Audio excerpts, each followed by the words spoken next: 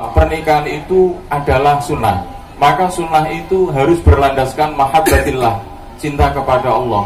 Mahabbah yang di dalamnya pasti ada kekurangan, yang di dalamnya pasti tidak sepenuhnya seperti mahabbahnya Nabi Ibrahim dumateng Allah sehingga bergelar Al-Khalil. Atas Al-Khalil niku di atas Al-Habib, karena ulama dawuh al-khullatu fauqal mahabbah.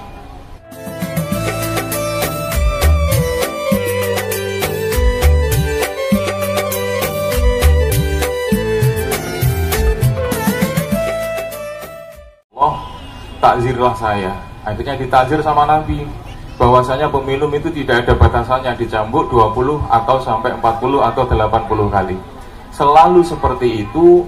Dan itu tidak henti-hentinya minum dekat dengan masjid, tidak mau jauh dari masjid, tapi juga belum bisa meninggalkan syurbul khamr. Akhirnya apa? Sahabat sudah nggak tahan, akhirnya anta mal'un, wahai khimar, kamu itu terkutuk. Kanjeng Nabi mendengar faqad ghadiba, Kanjeng Nabi marah, wahai para sahabatku, jangan kau kutuk, dia itu bukan terkutuk. Fa innahu yuhibbullaha wa rasulah, tapi dia itu sangat cinta kepada Allah dan Rasulnya. Maka dari sini manhaj cara pandang berpikir Kanjeng Nabi yang wajib kita ittibai juga, tidak hanya qauli maupun fi'linya, cara pandangnya, bahwa dengan cara pandang itu falam yukhrijhu bil maksiati anil mahabbah. Kanjeng Nabi tidak pernah menghukumi orang yang bermaksiat itu dilarang cinta kepada Allah dan Rasulnya. Maka kita juga harus mengitibai bagaimana ada orang yang masih bermaksiat kemudian ikut bersolawat, monggo, siapa tahu melalui wasilah solawat, cinta solawat dibuka pintu hidayah untuk hati dan batinnya. Kafattabi'uni yuhibbukumullahu wa yaghfir lakum dzunubakum. Pertama adalah in kuntum tuhibbuna, kul in kuntum tuhibbuna. Ketika engkau mencintai aku, katakanlah hai Muhammad kepada orang-orang itu, in kuntum tuhibbunallaha. Ketika engkau mencintai Allah Subhanahu wa taala dengan menggunakan sighat tuhibbuna, maka jawabannya adalah yuhibbukumullahu, bukan yuhibbukum. Wasirru fi hadza. Apa rahasia di dalam jawab yuhibbu dengan yuhibbu, yuhibbukumullah biziyadatil ba. Maka di situ para ulama ahli lughah al-arabiyah, ahli bahasa Arab menyampaikan bahwa az-ziyadatu 'alal mabani dalilun 'ala ziyadah, az-ziyadatu fil mabani dalilun 'ala ziyadah fil ma'ani. Maka penambahan harakat, tasydid atau huruf itu mempunyai rahasia tambahipun napa niku makna, tambahipun makna. Maka ketika kita yuhibbu, mencintai Allah dengan cara menapaki langsir rekam jejak, mengikuti sunnah-sunnah Kanjeng Nabi Muhammad SAW, yuhibbukum, Allah akan membalas cinta yang berlebih. Ay yusibukumullah, bahwasanya Allah akan memberikan ganjaran berlipat. Wa yaghfir lakum, dan Allah akan memberikan maghfirah, karena Allah sangat paham, Allah sangat tahu betul bahwa cara bermahabbah kita pasti ada taksir, ada kesalahan-kesalahan, ada kesembronoannya. Maka wa yaghfir lakum ala taksirikum fil mahabbah. Kemudian wa yujazikum, Allah akan membalas apa niku fil ihsani ata'afan, pada kebaikan kamu dalam rangka mahabbah dumateng Allah Subhanahu wa taala, mahabbah yang hakikiyah, mahabbah yang sejati.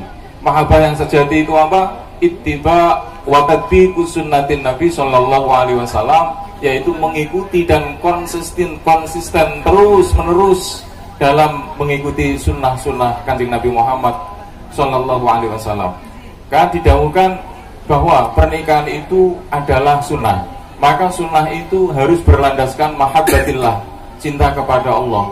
Mahabbah yang di dalamnya pasti ada kekurangan, yang di dalamnya pasti tidak sepenuhnya seperti mahabbahnya Nabi Ibrahim dumateng Allah sehingga bergelar Al-Khalil. Atas Al-Khalil niku di atas Al-Habib, karena ulama dawuh al-khullatu fauqal mahabbah. Cinta yang beridentitas khullah itu lebih tinggi, lebih murni daripada mahabbah. Nabiullah Ibrahim Khalilur Rahman, Nabi Muhammad tetap Habibullah, tapi Habibullah yang tidak kalah dengan Khalilur Rahman. Habibullahnya hanya untuk boten ngebut-ngebuti umatnya, menimbulkan masyakoh kepada umatnya. Kan mudah-mudahan pernikahan yang bernilai, yang identitasnya melanjutkan sunnah, menapatilah si itibak sunnah Rasulullah Muhammad SAW ini oleh mempelai berdua Mas Graha Hadi Subroto. Graha adalah rumah. Mudah-mudahan Mas Graha betul-betul menjadi rumah alias tempat bernaung bagi Mbak Siti Sofidatul Mahfudhoh, dan menjadi rumah bagi seluruh keturunannya, tempat melabuhkan cintanya, tempat melabuhkan keluh kesahnya. Dan Mbak Siti pun akan selalu setia sebagaimana namanya, Siti Sofidatul Mahfudhoh. Kalau diakronimkan menjadi S, Siti adalah S, Sofidatul S juga, dan Mahfudhoh adalah M. Jadi singkat ya Pak Mali, SSM. Selalu setia Mas, insya Allah. Dan saya hampir kaget ketika ada inisial G garis miring S. Alhamdulillah acara ini kok bukan kemarin. Dekoratornya nanti nambahi 30 di tengahnya menjadi G30S. Ya, alhamdulillah ini hari kesaktian Pancasila. Jadi kata Pak Naib tadi, mudah-mudahan cintanya cintanya sakti. Dan kesaktian cinta itu nggak akan ada kecuali atas dasar mahabbatullah wattiba'i sunnatin Nabi sallallahu alaihi wasallam. Kemudian bahwa sholawat sebagai mas kawin dari Nabiullah Adam pada pernikahannya dengan Siti Hawa itu merupakan mahar dengan kualitas tertinggi. Cuma mawon karena kita hidup di fase dunia sehingga harus ada al-mutamawwal yang bisa diaji kerto. Jadi selalu angka-angkanya sangat ribet sekali karena ini ada Graha dan napa niku Mbak Siti. Jadi Graha itu rumah dan Mbak Siti adalah dokter. Jadi Graha itu ibarat klinik, tanpa dokter akan menjadi klinik yang suwung. Demikian juga Mbak Siti dokter, gak ada rumahnya, mau praktek gimana? Di jalanan sudah ditempati kaki lima. Kalau sudah perpaduan yang antara Mbak Graha dan Bu Dokter Siti luar biasa. Itu harus diniati bahwa walaupun sholawat itu sesuatu yang sangat istimewa, sehingga merupakan satu-satunya ibadah yang walaupun kata para ulama termasuk Imam Qulyubi nggak ada ikhlas pun itu tetap diterima. Walaupun dari orang kafir sekalipun tetap ada jazak dan sawabnya. Tapi secara konsekuensi kita sebagai umat yang baik harus melakukan ibadah termasuk sholawat dilengkapi dengan 4 hal. Pertama adalah bin niyati, dengan niat. Maka ketika sholawat itu adalah ibadah sebagai dasar dari mahar, sebagai mas kawin, maka pernikahan itu juga harus identik dengan sholawat, harus diniati dengan ikhlas. Kemudian juga dengan bil ilmi, harus dengan ilmu. Pernikahan tanpa ngilmoni ya akan menjadi lebih tidak sempurna daripada dengan yang ngilmoni terlebih dahulu ilmu-ilmu tentang pernikahan. Kemudian selanjutnya adalah dengan napa niku bisobri, dengan sabar. Sabar ini pasti ada prahara. Supaya tidak terjadi tsunami harus ada prahara. Harus ada prahara ujian dari Allah Subhanahu wa taala, dan kemudian adalah ikhlas. Ketika 4 poin ini sudah majemuk terkumpulkan dalam satu perilaku menjadi norma yang sama antara Bu Dokter Siti dengan Mas Graha, maka insya Allah dan fa insya Allah akan berbalas sesuatu yang istimewa dari Allah Subhanahu wa taala, nikahnya sebagai ibadah, dan akan tembus dunia hingga akhirat. Allahumma amin amin ya rabbal alamin. Kemudian dari pernikahan ini nantinya juga akan diniatkan untuk melahirkan dzurriyyah yang thayyibah, yang menjadi penambah populasi dari umat Rasulullah Muhammad SAW. Allahumma amin amin.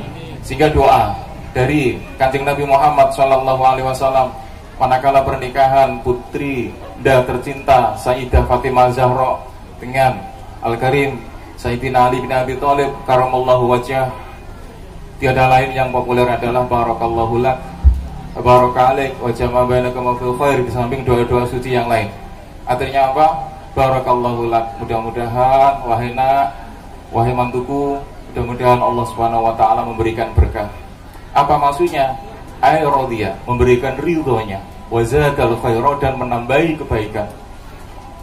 Fisarroi, di saat bahagia, wa baraka alaik, dan juga memberikan ridhonya dan menambahkan kebaikannya, ay fiddarroi, di dalam masa-masa sulit. Karena ada masa susah, mesti ada masa sulit.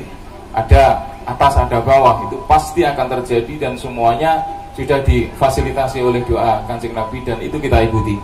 Wa jama'a bainakum fil khair, dan mudah-mudahan Allah mengumpulkanmu di dalam satu kebaikan. Apa itu? Sama-sama dalam satu kutub yang sama, yaitu ridho Allah Subhanahu wa ta'ala, mendapatkan ridhonya Allah Subhanahu wa ta'ala. Termasuk niat, termasuk ngilmoni, termasuk sabar dan ikhlas. Maka pemahaman kita tentang kesabaran, wis entek kesabaran nih, akhirnya bisa cerai. Bukan karena entek kesabaran nih, tapi ketika tidak bisa diteruskan secara syariat, maka salah satu contoh dari kesabaran adalah hidup masing-masing. Itu pun kalau kita mau sedikit nalar, kan sudah difasilitasi pada mukadimah pembukaannya setiap naib di Indonesia yang beragama Islam. Itu kan mesti wonten sing muslim naib. Itu kan uzawujuka alama amarallahu ta'ala bihi min imsakin bima'ruf, alama amarallahu ta'ala bihi min imsakin bima'ruf au tasrihin biihsan. Au tasrihin biihsan. Itu kan dua pilihan, dua opsi yang sangat opsional.